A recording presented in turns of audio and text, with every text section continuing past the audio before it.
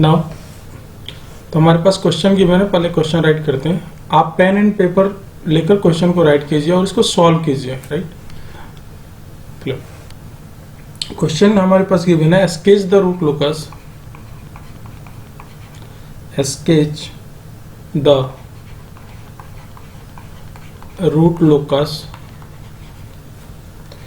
locus of the open loop transfer function, open loop transfer function। आप इसे note कीजिए, please write down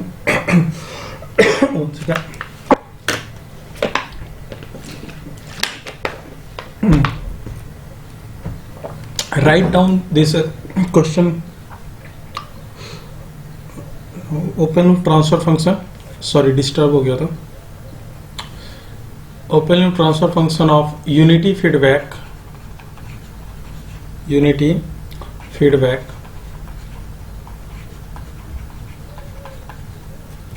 control system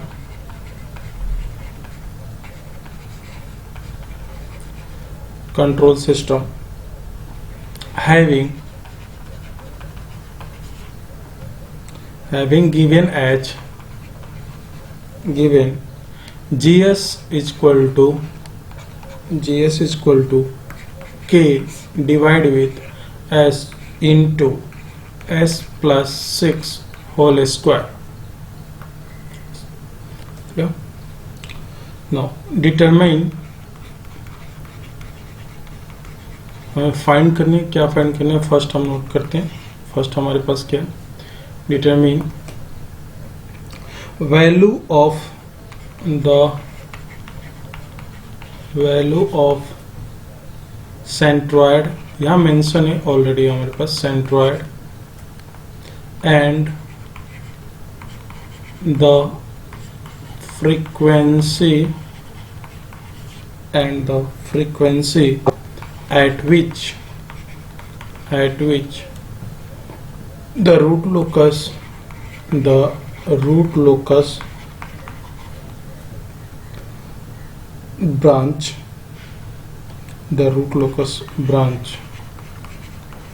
branches cross the imaginary axis means आप g omega axis, या यहाँ पे we can say that g y axis। now next we have to find, next is the value of k already given in question, the value of k such that the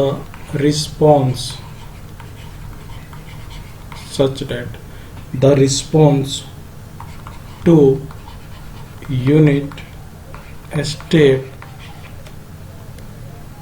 input is critically damped। आप question note कर लीजिए, मैंने write कर दिया। तो हमें we have to solve this question. तो first of all we have to find the centroid and the frequency at which root locus cross the imaginary axis. तो the frequency means this frequency is known as the oscillating frequency. Okay, previous question में हमने solve किया था, means this oscillation or if our root locus cross the imaginary axis means there is the oscillation in system। तो oscillating, we have to find the oscillating frequency or the unit of oscillating frequency is radian per second। In second case we have to find the value of k such that, किस condition के लिए, there is unit step response should be a critically damped system। तो what is the condition for critically damped system? Critically damped system zeta should be equal to 1. We know that from unit 3rd. Again, for critically damped system, both roots या both poles of the system are equal, means S1 and S2 both are equal, right? In that condition system become critically damped system. Clear? So generally we have to use these three concept number 1, concept number 2 and concept number 3 to solve this question. Now I am going to solve this question. Solution of this question is solution. First I am going to first we have to find the root locus. Clear? We have to find the root locus. Now, so what are the steps to find the root locus? First of all, we have to write, now the system is unity feedback system. What is the meaning of unity feedback system?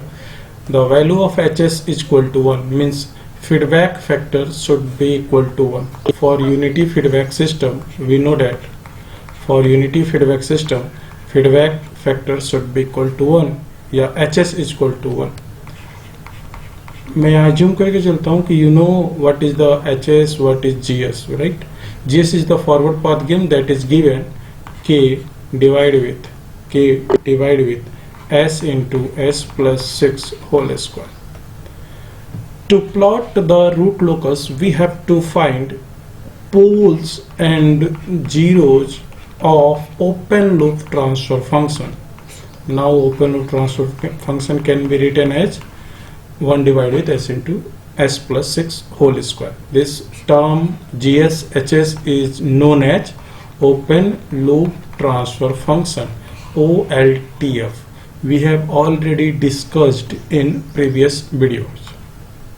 Now, what are the poles? First step, if we write the step, so step 1, poles of the system, poles of GSHS. What are the poles of GSHS? Can we say P is equal to poles of GSHS equal to we can say that is the 0, -6 and -6. These two poles overlap each other, right? These two poles overlap each other, या multiple pole या overlap. Clear? This is the multiple pole. We consider this is the multiple pole and these two poles are overlap each other. Okay. Now we have to find, next we have to plot. Now let us draw. This is the axis. Okay, 1 second. I am going to draw the root locus. So first of all we have to locate this pole on S plane. So now I am going to draw S plane here. Okay, 1 second. Okay, right. Now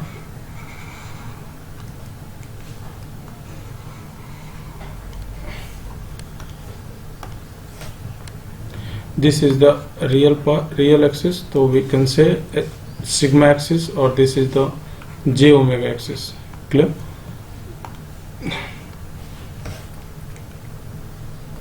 This is the j omega axis.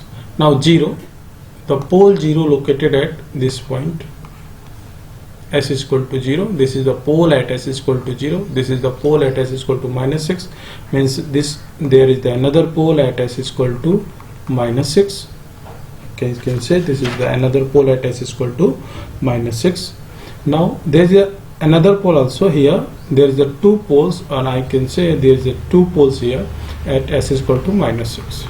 These two poles are overlap each other, or they are located at same location. Clear? Now we have to find step 2. Now first हमें क्या find करना है कि root locus real axis पे कहाँ पे lies करेंगे. Clear? तो फर्स्ट ऑफ ऑल क्या root locus between two root locus को हम आइडेंटिफाई यहाँ पे लाई कर सकते हैं क्या? Means s equal to between s equal to 0 and s equal to -6।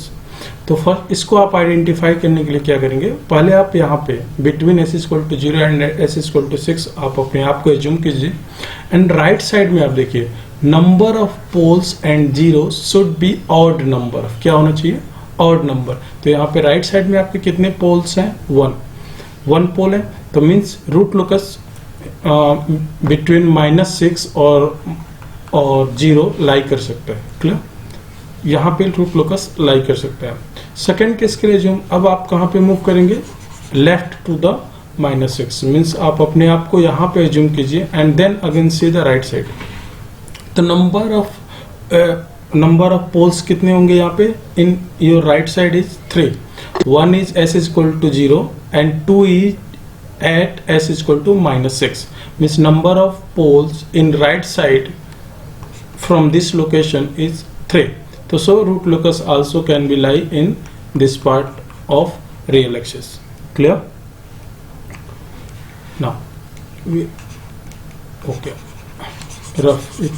Now root locus can be lie between s is equal to 0 and s is equal to -6, and root locus also can be lies in from s is equal to from s means below s is equal to -6 means these two location we can consider root locus may lie here. Okay, now solve it. Number of root locus branch. Step 2 is step 2. One second, there is a problem. Step 2, number of root locus branch. क्या? Number of root locus branch. तो number of root locus branch. Number of root locus branch is, we know that number of poles minus number of 0. There are 3 poles and there is no 0 in our given question. This become 3. Means there are 3 branch of root locus. There are 3 branch of root locus means we can say there are 3 branch of root locus and number of asymptotes. We have to find step 3rd. We have to find number of asymptotes. What is the asymptotes? We already discussed about the asymptote. Means number of asymptotes. Asymptotes means branch which terminate at infinity. Branch number of asymptotes.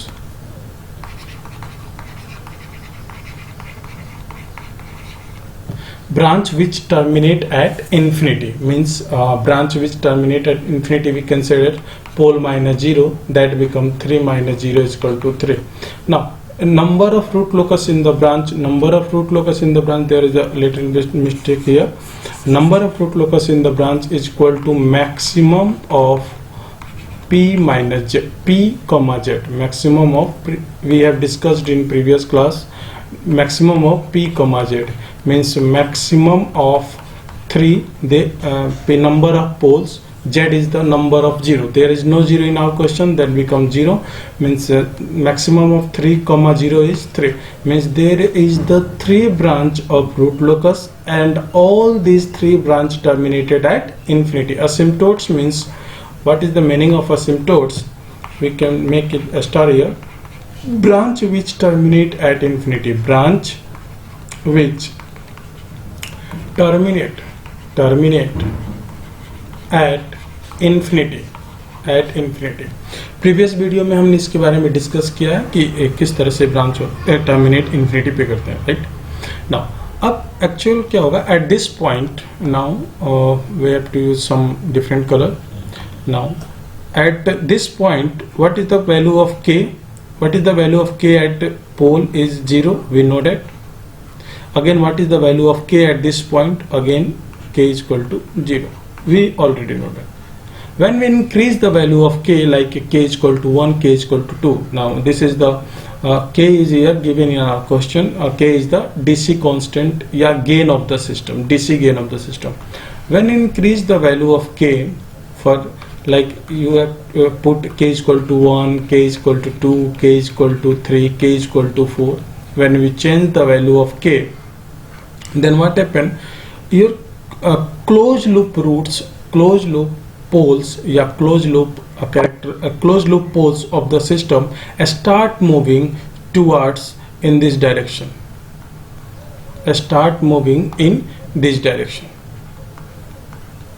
when we increase the value of k in given equation.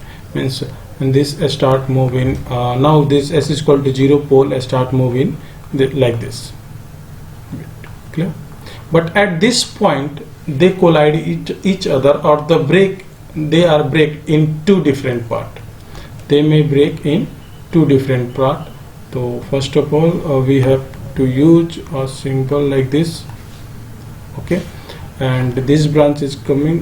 When we increase the value of k, this start moving like this, and this pole s is equal to -6 start moving like this. At this point they are collide, or this is the breakaway point. What this is the breakaway point. We have to calculate the breakaway point. Now one branch is moving in, root locus also lies in this area, then this branch move in this direction like this, or this branch goes to the terminate at infinity, goes like this and terminate at s is equal to k at infinity, where value of k is equal to infinity, like, okay. k की value increase करेंगे तो उस condition में क्या होगा, उनसे पानी के लिए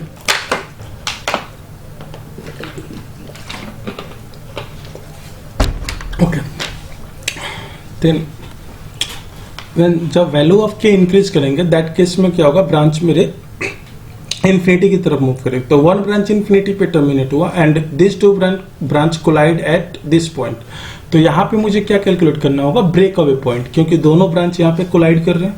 तो हमें ब्रेक अवे पॉइंट कैलकुलेट करने के लिए आपको यही स्टेप फॉलो करने. पहले आपको रूट लोकस का एक ड्रॉ कर लेना है यहाँ पे, लेकिन जो आपको रिक्वायरमेंट है उसके लिए आपको कैलकुलेशन यहाँ पे करना है. तो हमारे पास क्या हुआ, दो ब्रांच यहाँ पे कोलाइड हो रहे हैं. तो कोलाइड होंगे तो ऑब्वियसली हमें क्या कैलकुलेट करना होगा, ब्रेक अवे पॉइंट. तो हम ब्रेक अवे पॉइंट यहाँ पे कैलकुलेट करेंगे. तो ब्रेक अवे पॉइंट कैलकुलेट करने से पहले मुझे सेंट्रॉइड भी कैलकुलेट करना पड़ेगा, राइट. तो पहले हम यहाँ पे centroid and break away point को कैलकुलेट करते हैं. तो ब्रेक अवे पॉइंट को कैलकुलेट कर, तो calculate for break away point क्या हम कैलकुलेट करेंगे, break away point. Break away point में जहाँ से ब्रांच रियल एक्सिस को छोड़ के कॉम्प्लेक्स प्लेन में मूव करेंगे, राइट. तो वहीं पे ब्रांच मेरे कोलाइड होते हैं. तो ब्रेक अवे पॉइंट कैलकुलेट करने के लिए मैंने आपको बताया था कैरेक्टरिस्टिक इक्वेशन की हेल्प हम लेते हैं, राइट. तो कैरेक्टरिस्टिक इक्वेशन हम राइट करेंगे. अब आप 1 प्लस GSHS की वैल्यू k डिवाइड विथ, मैं डिफरेंट कलर की यूज करूँ, k divide with s into s plus 6 whole square is equal to 0.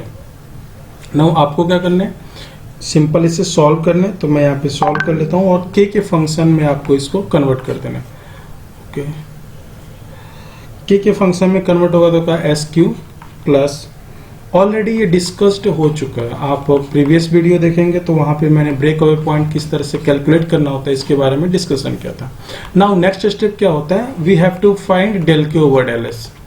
हमें del K over del S की वैल्यू फाइंड करनी होती है. तो ये काफी इजी है, मैं इजीली लिख देता हूँ यहाँ पे 36, right. After finding del K over del K we have to now del K over del S is equal to 0 आपको इक्वल टू आपको 0 पुट करने होते हैं. और यहाँ से आपको s की वैल्यू कैलकुलेट करनी होगी. Means 3s square plus 24s plus 36 is equal to 0. तो यहाँ पे आपको रूट्स मिलेंगे. s इज इक्वल टू क्या मिलेगा मेरे पास, s is equal to -6 and -2, -6 and -2. अब यहाँ पे कौन से वैल्यू को हम कैलकुलेट करेंगे, आप देखिए यहाँ पे s इज इक्वल टू -6 कहाँ पे लाई करेगा, इस पॉइंट पे. s इज इक्वल टू -2 बिटवीन s is equal to 0 and s is equal to -6 lie होगा. But s is equal to 6 तो ब्रेक अवे पॉइंट नहीं हो सकता, क्योंकि मेरे दोनों ब्रांच कोलाइड कहाँ पे कर रहे हैं, between s is equal to 0 and s is equal to -6. यहाँ पे कोलाइड कर रहे हैं. मीन्स जो हमारे आंसर में मिला s इज इक्वल टू -6, इसको हम कंसिडर नहीं करेंगे, इसको हम कंसिडर करेंगे. मीन्स हमें क्या होगा, तो यहाँ पे कंक्लूजन क्या मिला, s is equal to -6 is the break away point. ये क्लियर हुआ, s is equal to -6 is the break away point. तब इस पॉइंट को हम वहाँ मार्क कर लेंगे कि हमारा s is equal to -2, sorry -6 consider नहीं होगा, -2. तो मैं यहाँ पे एज्यूम करता हूँ this point is our S is equal to -2 और इसको मैं एज्यूम करता हूँ this point our break away point, this is our break away point S is equal to -2। Means यहाँ से मेरा ब्रांच इस डायरेक्शन में मूव करेगा और अदर टू ब्रांच यहाँ पे है, तो वन ब्रांच इस डायरेक्शन में मूव करेगा, अदर ब्रांच इस डायरेक्शन में। बट मूवमेंट का डायरेक्शन तो कुछ भी हो सकता है ये ब्रांच इस डायरेक्शन में मूव करे या ऐसे भी तो मूव कर सकता है, या ब्रांच यहाँ पे जो ब्रेक होंगे वो किस डायरेक्शन में मूव करेंगे ये अब मुझे आइडेंटिफाई करना होगा। क्या मैं ये जो ब्रांच ब्लू लाइन से यहाँ पे मैंने शो किया, हो सकता है ये ब्रांच ऐसे मूव करती जाए और यहाँ पे इस तरह से मूव कर ले, ये भी पॉसिबिलिटी है। ये भी पॉसिबिलिटी कि ये ब्रांच ऐसे मूव कर ले, राइट। तो इसके लिए हमें क्या कैलकुलेट करना होगा, डायरेक्शन कैलकुलेट करने के लिए हमें किस चीज की रिक्वायरमेंट होगी, सेंट्रॉइड और एंगल ऑफ असिम्प्टोट की।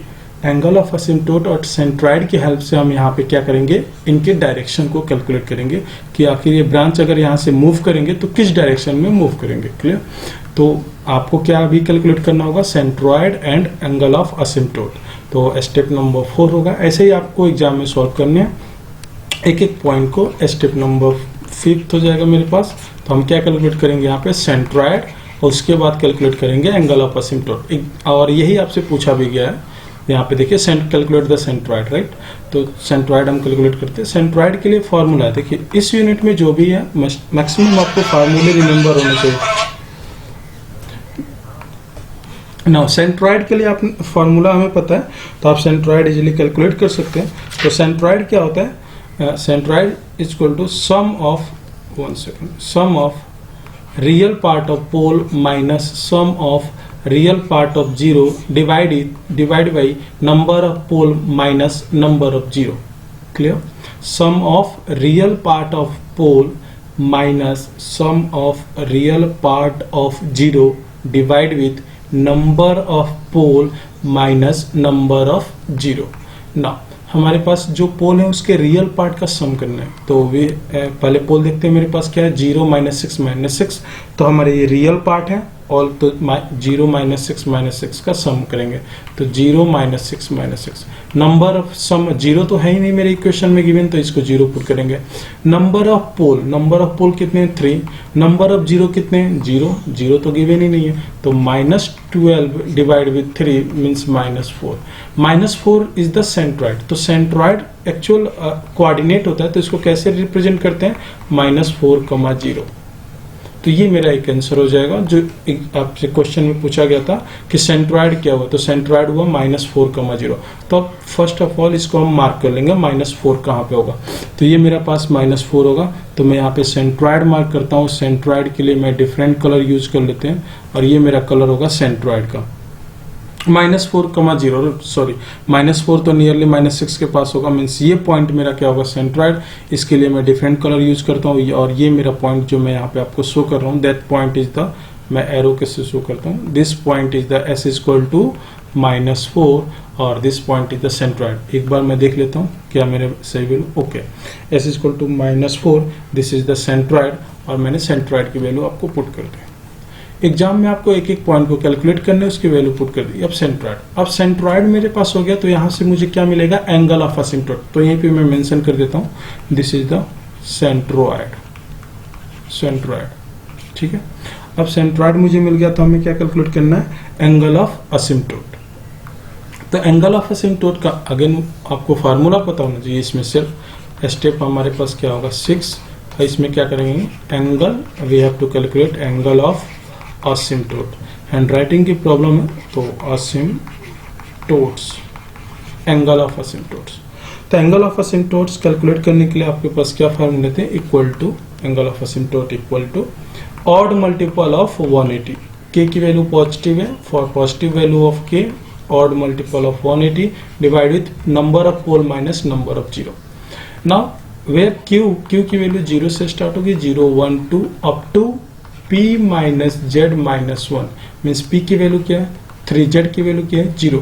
तो 3 minus 0 minus 1 means 2 means q की वैल्यू क्या होगी 0, 1 एंड 2। तो आपको इस इक्वेशन में q की वैल्यू क्या पुट करनी है 0 1 टाइम, सेकेंड टाइम आपको 1 और थर्ड टाइम आपको 2 पुट करना है। तो पहले इसको सॉल्व कर लेते थोड़ा। 2q plus 1 multiply 180 p minus Z, p की वैल्यू 3 है, z की वैल्यू 0 है, तो 3 माइनस 0 3 होगा, दिस बिकम 60. कैन वी से 2q plus 1 multiply with 60 degree.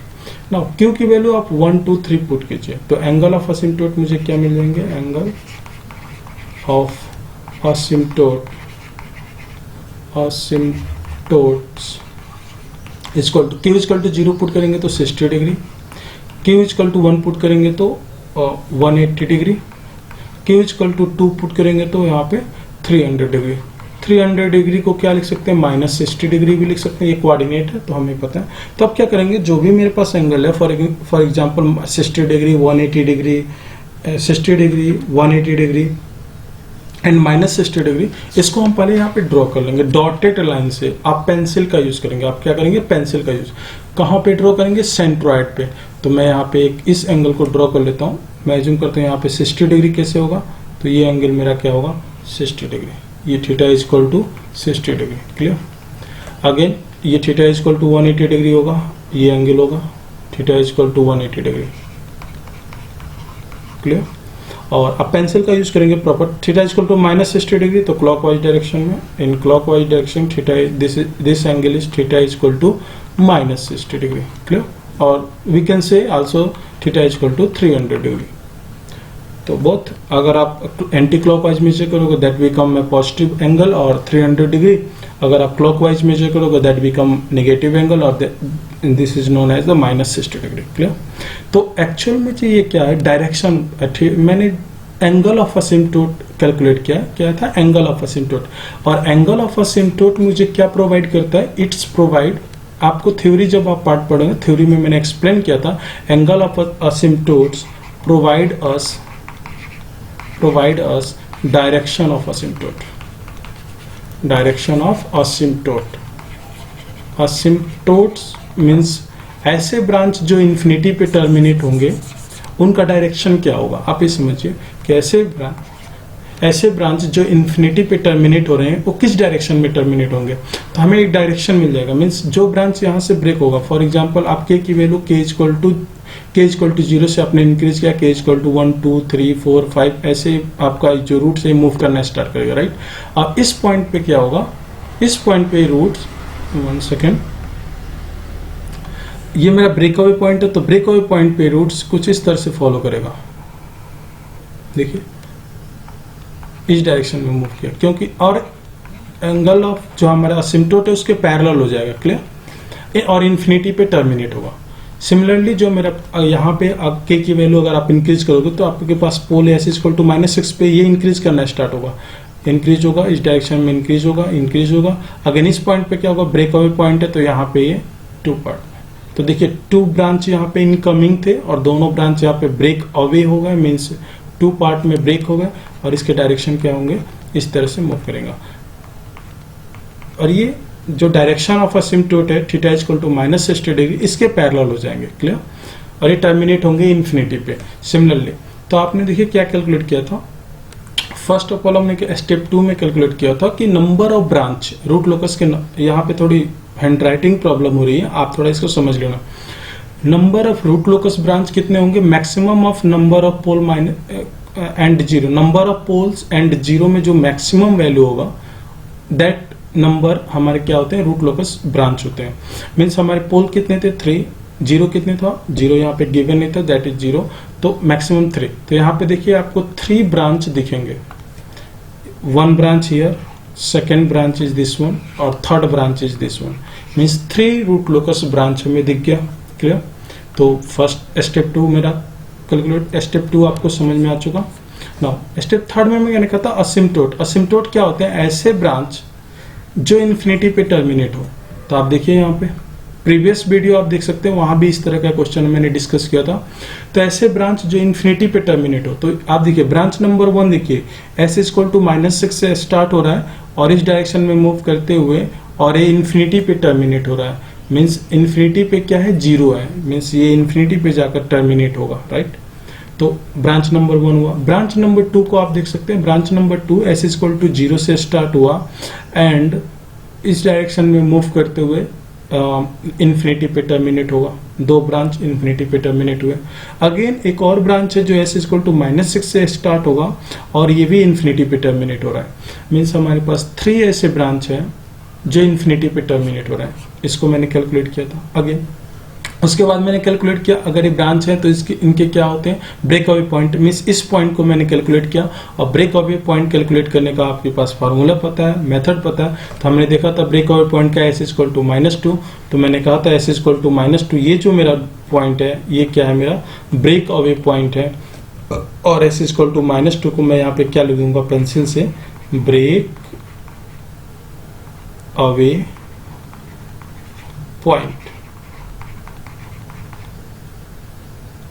Break away point. s equal to -2 मेरा क्या हो जाएगा, ब्रेक अवे पॉइंट हो जाएगा। क्लियर? तो ब्रेक अवे पॉइंट कैलकुलेट किया और ये मेरा क्या था, ये पॉइंट मेरा क्या था, सेंट्रॉइड था। s इक्वल टू -4 पे मेरा सेंट्रॉइड मिला था। सेंट्रॉइड क्यों हमने कैलकुलेट किया था, डायरेक्शन ऑफ असिम्प्टोट फाइंड करने के लिए। तो असिम्प्टोट फाइंड करने के लिए अगेन डायरेक्शन ऑफ असिम्प्टोट के लिए हमारे पास फार्मूला था 2q + 1। ऑल फार्मूला आपको प्रीवियस वीडियो में डिस्कस्ड हो चुके हैं, आप वहां पे एक बार उस वीडियो को जरूर देख लीजिएगा, उसके बाद आप इस वीडियो को देखिए। क्लियर? तो हमने कैलकुलेट किया। मीन्स हमने यहाँ पे फर्स्ट पार्ट अपना सॉल्व कर लिया कि हमने रूट लोकस प्लॉट कर दिया। क्या था, root locus. Unity feedback system था, उसमें जीएस गिवन था, हमने रूट लोकस प्लॉट किया। मीन्स हमने इस पार्ट को भी सॉल्व कर लिया, सेंट्रॉइड भी फाइंड कर लिया। अब मुझे क्या फाइंड करना है, the frequency at which root locus branch cross the imaginary axis. Right? Means हमें उस फ्रीक्वेंसी को फाइंड करना है जहां पे root locus branch imaginary axis means J omega axis को क्रॉस कर रहा है। क्लियर? तो मैं 1 2 यहाँ से रिमूव कर देता हूँ, 1 और 2, ये समझने के लिए था, आपको राइट नहीं करना। मीन्स हमें इस पॉइंट पे अगर रूट लोकस इस पॉइंट पे क्रॉस कर रहा है, तो मीन्स इस पॉइंट पे ओमेगा की क्या value, what is the omega और व्हाट इज द एस की क्या वैल्यू है एंड ओमेगा की क्या वैल्यू है। मैं यहाँ पे सॉल्व करता हूँ और वर्ड यूज करता हूँ जो पूछा गया, ओमेगा डिफरेंट कलर यूज करता हूँ। इस पॉइंट पे मुझे ओमेगा की वैल्यू कैलकुलेट करनी है। एट दिस पॉइंट पे ओमेगा की क्या वैल्यू है, क्योंकि ये जी ओमेगा एक्सिस है तो ऑब्वियसली यहाँ पे क्रॉस करेगा तो ओमेगा की एक पर्टिकुलर वैल्यू होगा। We have to calculate that frequency. वही मेरे पास मेंशन है, the frequency at which root locus branch cross the imaginary axis. Means हमारे पास इमेजिनरी एक्सिस क्या होता है, दिस वन। इमेजिनरी एक्सिस को क्रॉस किया, इस फ्रीक्वेंसी को कैलकुलेट करना। अब मैंने कहा था जब एक क्रॉस करेगा तो वहां पे क्या होगा, ऑसिलेशन होगा। और ऑसिलेशन का कंसेप्ट आपने कहाँ पे पढ़ा था, RH क्राइटेरिया में, RH क्राइटेरिया में पढ़ा था। तो अब RH क्राइटेरिया में जो भी हमने कंसेप्ट स्टडी किया था या उसको समझा था, उसी को यहाँ पे यूज करेंगे। तो हम क्या करेंगे, RH क्राइटेरिया की हेल्प लेंगे इसको कैलकुलेट करने के लिए। तो फ्रीक्वेंसी ऑफ ऑसिलेशन कैलकुलेट करने के लिए हमें क्या करना होगा, RH क्राइटेरिया। तो हम RH क्राइटेरिया में RH टेबल क्रिएट करेंगे। राइट? RH table. तो RH टेबल कैसे क्रिएट होता है, by help of characteristic equation. तो हैशटैग लिख सकते हैं by help of the characteristic equation. तो कैरेक्टरिस्टिक इक्वेशन मुझे फाइंड करना होगा। तो अभी मैंने फाइंड कैरेक्टरिस्टिक इक्वेशन क्या होता है, 1 + GSHS। तो 1 + GSHS की वैल्यू मुझे फाइंड करनी होगी। 1 + GSHS = 0। तो आप इसकी वैल्यू पुट कीजिएगा। तो 1 + GSHS की वैल्यू 1। अभी मैंने कैलकुलेट किया था, आप ऊपर जब सेंट्रॉइड में सॉल्व कर रहा था वहां पे इस वैल्यू को मैंने कैलकुलेट किया था। तो मैं डायरेक्टली वहां से लिख सकता था, बट स्मॉल सा को इसको मैं सॉल्व कर देता हूँ यहाँ पे। तो हमारे पास कैरेक्टरिस्टिक इक्वेशन क्या होगा, SQ + 12S² + 36S + K। ये मेरे पास वैल्यू। तो नाउ तो इसके लिए हमें क्या क्रिएट करना होगा, RH टेबल क्रिएट करेंगे। मेथड तो ये होता है। तो first of all we create the RH table. तो मेथड क्या है, SQ S² S⁻1 S⁻0। Right? Now S 1 12 36 और K। देखिए 1 12 36 और K। Now again 12 multiply with 36, K multiply with 1। ऐसे सॉल्व करते हैं। तो यहाँ पे लिखते हैं 12 multiply with 36, K multiply with 1, K divide with 12, this become 0, this become K। तो ऑल साइन अगर मैं यहाँ पे ड्रॉ करूँ तो ये पॉजिटिव है, this is also positive, this should be also positive and this should be also positive for a stable system। Means K value of K should be from here, value of K should be greater than 0 and this quantity is also greater than 0 means 12 minus 36 minus k divided by 12 should also greater than 0 means greater than equal to 0 or this equal to 0. Why? Because we have to find the oscillation frequency, so one row must be 0, this row must be 0. So after means k is equal to 12 multiplied with 36, right? So value of k is 432. Clear? 432 value taka. Now we have to find the auxiliary equation. Now auxiliary equation in this case is already आपको पता है कैसे calculate करते हैं. Previous video में RH criteria में मैंने इसके बारे में डिटेल में डिस्कस किया. तो यहाँ पे देखिए we can calculate the auxiliary equation. Auxiliary equation is 12s square plus k is equal to 0. Now s square 12s square, what is the value of k? 432 is equal to 0. Now s square is equal to we can calculate minus 432 divided with 12. S is equal to under root minus we can minus 432 divided with 12. This become plus minus j6. Clear? Plus minus j6 means at this point value of s is equal to plus j6. At this point value of s is equal to minus j6. Now we know that s is equal to j omega. We know that s is equal to j omega. S is equal to j omega means j omega equal to the plus minus j6 means omega is equal to 6 radian per second. और यही हमें calculate करना था frequency of oscillation. तो frequency of oscillation हमने calculate करना था. Now frequency of oscillation eight which root locus branch cross the imaginary axis means imaginary axis को क्रॉस किया. यहाँ पे फ्रीक्वेंसी ऑफ ऑसिलेशन मुझे क्या मिला? 6 radian per second. 6 radian per second. यहाँ पे क्या मूल्य मिले? 6 रेडियन पर सेकंड. हमने कैलकुलेट किया. यहाँ पे वैल्यू पुट कर देते हैं. Frequency of oscillation is 6 radian per second. Clear? Now next part of the question is the value of k is such that the response of the unit step input is critically damped. तो ये conceptual है. इस concept को मैंने discuss किया था theoretical part में. एक बार आपको डिस्कस कर देते हैं. देखिए अगर मेरा यहाँ पे k की वैल्यू क्या है, आप k की वैल्यू यहाँ पे कैलकुलेट कीजिए. अगर मेरा root locus branch imaginary axis पे लाई कर रहा है मीन्स रियल एक्सिस पे लाई करेगा तो सिस्टम क्या होता है? Over damp. अगर इस ब्रेकअवे पॉइंट पे सिस्टम क्या होगा? मीन्स इस ड्यूरेशन में मैं डिफरेंट कलर यूज करता हूं. इस ड्यूरेशन में s इक्वल टू 0 से लेकर s इक्वल टू -2 तक यहाँ, और इस ड्यूरेशन में s इक्वल टू -2 से लेकर s equal to 0 s equal to -6 से लेकर s इक्वल टू 0 तक सिस्टम क्या होता है? ओवर डैम्प होता है. आप समझिए s इक्वल टू 0 से लेकर s इक्वल टू -2 और s इक्वल टू -6 से लेकर s इक्वल टू -2 इस रेंज में मेरा सिस्टम क्या होता है? ओवर डैम्प होता है. इस पॉइंट पे मेरा सिस्टम क्या होता है? क्रिटिकली डैम्प्ड होता है. और इस रीजन में मीन्स s इक्वल टू -2 से लेकर s equal two plus j6 तक इस रीजन में मेरा सिस्टम क्या होता है? अंडर डैम्प होता है. और इस पॉइंट पे मेरा सिस्टम क्या होता है? अनडैम्प्ड होता है. अनडैम्प्ड मीन्स तो हम इसको इस थोड़ा फिगर में थोड़ा कॉम्प्लेक्सिटी हो जाएगी बट मैं राइट कर देता हूँ यहाँ पे आपको समझने के लिए. इस पॉइंट पे मेरा सिस्टम क्या होगा? इस पॉइंट पे मेरा सिस्टम क्या होता है? Undamped. Undamped means zeta is equal to 0. Between this point ये जो आपको रीजन दिख रहा है मीन्स मैं इसी रीजन की बात कर रहा हूँ. यहाँ से लेकर यहाँ तक थोड़ा कॉम्प्लेक्स हो जाएगा. इस यहाँ तक ये जो रीजन होता है यहाँ पे सिस्टम क्या होता है? Under damp. क्या होता है? Under damped. ये मैंने थ्योरी पार्ट में बताया था। अंडर डैम्प मीन्स जीटा की वैल्यू 0 to 1 के बीच में होगी। डायग्राम थोड़ा कॉम्प्लेक्स हो जाएगा इसमें। मीन्स इस पॉइंट पे मेरा सिस्टम क्या होता है, अनडैम्प्ड होता है।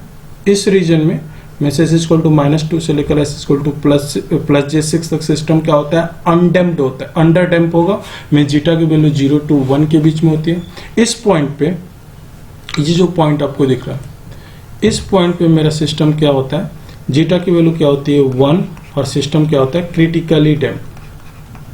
क्रिटिकली डैम्प्ड, क्रिटिकली डैम्प्ड होगा। और ये जो आपका पॉइंट दिख रहा है, जो रियल एक्सिस पे जब हमारा रूट लोकस लाई करता है, रियल एक्सिस पे, इस रीजन में, यहाँ भी रियल एक्सिस पे रूट लोकस है, ये रीजन भी मेरा रियल एक्सिस पे रूट लोकस है। तो इस कंडीशन में मेरा सिस्टम क्या होता है, जब रियल एक्सिस पे मेरा रूट लोकस लाई कर रहा है, इन दोनों कंडीशन में, ये भी कंडीशन है, यहाँ पे देखिए रूट लोकस रियल एक्सिस पे, तो इन दोनों केस में मेरा सिस्टम क्या होता है, ओवर डैम्प। क्या होगा, ओवर डैम्प्ड। ओवर डैम्प्ड, और जीटा की वैल्यू क्या होती है 1, ग्रेटर देन 1। इस कंडीशन को आप समझे। तो एक बार और रिवाइज इसको कर देते हैं। जब मेरा रूट लोकस रियल एक्सिस पे होगा तो उस कंडीशन में जीटा की वैल्यू क्या होती है, ग्रेटर देन 1 होता है, और सिस्टम क्या होता है, ओवर डैम्प्ड। जब मेरे रूट लोकस एक दूसरे को टच करते हैं, या जहाँ पे ब्रेक अवे पॉइंट होता है, उस पॉइंट पे मेरा सिस्टम क्या होता है, क्रिटिकली डैम्प्ड होता है। क्लियर, जीटा की वैल्यू 1 होती है, ये हमें पता है। जब मेरा root locus imaginary complex plane में होता है, means we can say this is the complex plane, इस दैट कंडीशन में मेरा सिस्टम क्या होता है, अंडर डैम्प, और जीटा की वैल्यू 0 to 1 होती है। जब मेरा रूट लोकस इमेजिनरी एक्सिस को क्रॉस करता है, तो जिस पॉइंट पे क्रॉस करता है उस पॉइंट पे मेरा सिस्टम क्या होता है, अनडैम्प्ड, और जीटा की वैल्यू 0 होती है। क्लियर, ये हो गया ना। आपसे क्या पूछा है कि हमें k की वैल्यू बताइए, k की वैल्यू बताइए सच डेट सिस्टम क्रिटिकली डैम्प हो मेरा यूनिट स्टेप रिस्पॉन्स के लिए। ठीक है, तो सिस्टम क्रिटिकली डैम्प कहाँ पे होगा, s इक्वल टू -2 पे। मीन्स s इक्वल टू -2 पे k की क्या वैल्यू है वो मुझे कैलकुलेट करना है। क्लियर, तो हम यहाँ पे k की वैल्यू कैलकुलेट करते हैं s इक्वल टू -2 पे। तो इसके लिए हम क्या करेंगे, मैग्नीट्यूड क्राइटेरिया हमने पढ़ा था। मैग्नीट्यूड क्राइटेरिया में क्या कहते हैं कि मैग्नीट्यूड क्राइटेरिया क्या कहता है कि our system should be satisfy the magnitude criteria. Means root locus में मैग्नीट्यूड क्राइटेरिया सेटिस्फाई होना चाहिए। मैं ये अज्यूम करके चलता हूँ कि आपको मैग्नीट्यूड क्राइटेरिया पता है। मैग्नीट्यूड क्राइटेरिया होता क्या, GSHS modulus value s equal to -2 पे क्या होना चाहिए, 1 होना चाहिए। ये इसको क्या कहते हैं, मैग्नीट्यूड क्राइटेरिया। आप जो भी थियोरेटिकल थ्योरी वाले पोर्शन है उसको आप देख लीजिएगा, मैग्नीट्यूड क्राइटेरिया। वहां पे मैंने डिस्कस किया कि मैग्नीट्यूड क्राइटेरिया क्या होता है। ठीक है, मैग्नीट्यूड क्राइटेरिया क्या होता है, वहां पे मैंने मैग्नीट्यूड क्राइटेरिया मैंने वहां पे डिस्कस किया था। क्लियर, तो इसका यूज करते हैं। Means s equal to GSHS क्या है मेरे पास, k divide with s into s plus 6, और s इक्वल टू -2 मैं कहाँ से राइट कर रहा हूँ, आप यहाँ पे देखिए s इक्वल टू -2। मैंने अभी क्या कहा था, मेरा सिस्टम मैं डिटेल में एक्सप्लेन किया था यहाँ पे कि मेरा सिस्टम क्रिटिकल डैम्प कब होगा, जब जहाँ पे रूट लोकस एक दूसरे ब्रेक अवे पॉइंट पे मेरा सिस्टम क्या होता है, क्रिटिकली डैम्प्ड होता है। क्लियर, और यही मुझसे पूछा गया था। अगर अंडर डैम्प पूछा होता तो हम सिस्टम को यहाँ पे सॉल्व करते हैं, राइट, इस रीजन में। तो क्रिटिकली डैम्प के लिए s इक्वल टू -2 इसलिए मैंने पुट किया वहाँ पे, तो 1 मैंने यहाँ पे पुट करता हूँ। ओके, तो हमारे पास क्या होगा, k s स्क्वायर है, s स्क्वायर है। सॉल्व करते हैं, काफ़ी इजी। अब यहाँ पे सिंपल हमारे पास मैथ में मॉडुलस वैल्यू है। मॉडुलस वैल्यू लेने के लिए क्या होता है कि आप -2 means a always positive value होगा, तो मैं एज्यूम करके चलता हूँ। तो काफ़ी इजी है, आपको मॉडुलस वैल्यू लेना किसी भी क्वांटिटी का, बस आपको क्या केयर करना है, पॉजिटिव होगा। तो यहाँ पे मुझे और क्वांटिटी पॉजिटिव मिल रहा है, तो k divide with -2 plus 16 equal to 1। तो k की वैल्यू क्या होगी, 32। पॉजिटिव वैल्यू लेना है, modulus value, right. Magnitude criteria ये मैंने डिस्कस किया था। तो k की वैल्यू 32 कहाँ पे होगी, s इक्वल टू -2। मीन्स इस पॉइंट पे, ब्रेकअवे पॉइंट पे k की वैल्यू क्या हो गई, 32। तब मैं यहाँ पे एक कंक्लूजन नोट कर सकता हूँ। कंक्लूजन क्या है, k की वैल्यू 0 से लेकर 32 तक क्या है, k की वैल्यू 0 से लेकर 32 तक सिस्टम क्या होगा, ओवर डैम्प्ड। ये एक्स्ट्रा इंफॉर्मेशन है। मैंने कहा था जब k इक्वल टू 0 से 32, आप देखिए इस पॉइंट पे ये मेरा रूट लोकस ब्रांच है, यहाँ पे मेरा रूट लोकस रियल एक्सिस पे एग्जिस्ट कर रहा है। इस कंडीशन में मेरा सिस्टम क्या होगा, ओवरडैम्प। अगेन यहाँ पे देखिए मेरा रूट लोकस ब्रांच यहाँ भी एग्जिस्ट किया, क्लियर। तो k इक्वल टू यहाँ पे क्या है, 0 से ग्रेटर देन 32, मीन्स 32 से ग्रेटर देन हमारे पास जब k की वैल्यू होगी k ग्रेटर देन 32, उस कंडीशन में मेरा सिस्टम क्या होगा, उस कंडीशन में भी मेरा सिस्टम ओवरडैम्प होगा, clear. Okay, k greater then k greater then 0, k greater then ये सेटिस्फाई कर रहा है। ओके, k ग्रेटर देन 0 और लेस देन 32 मेरा सिस्टम क्या होगा, ओवरडैम्प होगा, क्लियर।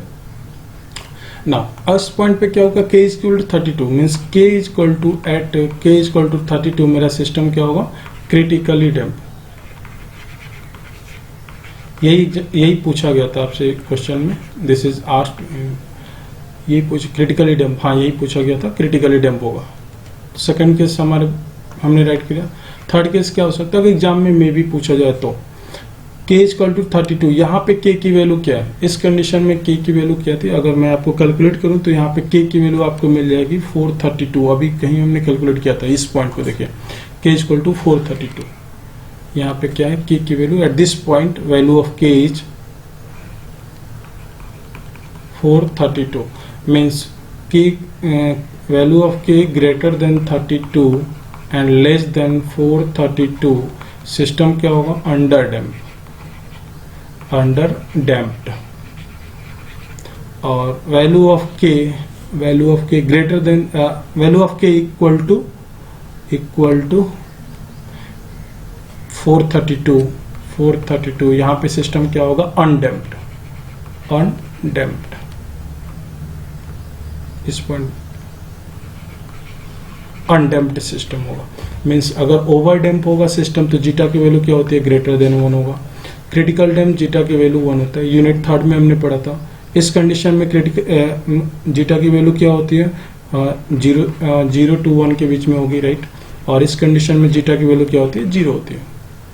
तो यूनिट थर्ड का पार्ट था ये, तो क्लियर। तो इसमें काफ़ी ज़्यादा मैंने डिस्कशन कर दिया, बट इतना आपसे इस क्वेश्चन में नहीं पूछा गया था। इस क्वेश्चन में सिर्फ ये पूछा गया था क्रिटिकली डैम्प होगा तो आप k की वैल्यू बताइए, क्रिटिकली डैम्प होगा तो आपने k की वैल्यू बता दिया, दैट कंडीशन में 32 होगा।